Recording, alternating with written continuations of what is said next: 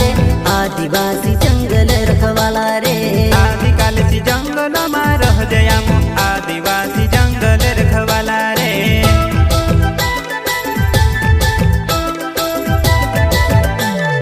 चल जंगल जमीन काजे पूजे रे आदिवासी दुनिया ने रखवाला रे बाप देव खतरी काजे पूजे रे आदिवासी सबसे निराला